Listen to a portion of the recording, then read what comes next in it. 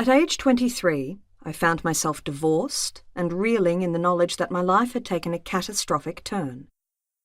I'd been raised in a good family. On the outside, my childhood looked normal. I received many of the things one expects: a good education, support, warmth, and shelter.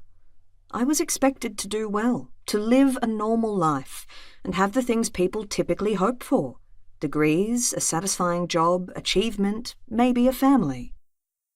But my good family was beset by intergenerational trauma and undiagnosed mental health difficulties, with all the attendant difficulties that come when these things occur unrecognized.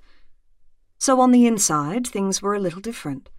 I carried an unseen burden of trauma, and happiness felt far from my grasp. I didn't know how to approach the world. I was unmoored and drifting. I had no close relationships, poor self-esteem, and little understanding of emotion, mine or others. I grabbed at whatever offered me a semblance of meaning, protection, or belonging, which is how I found myself in a doomsday cult at 17, engaged at 19, and a university dropout and married at 20. When I left both the cult and my marriage at 23, I had nothing. I lived thousands of kilometers away from family, had few friends and little money, and had no education to fall back on.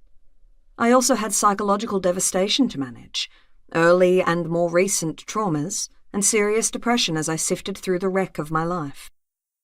I re-entered the world after spending years being told that it was about to end, and that I was going to hell for eternity unless I spent my time cartwheeling through a range of acts to save my soul.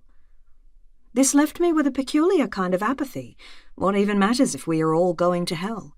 Angst, and severe anxiety when I started to return to the world. Luckily, I found my way into some excellent therapy.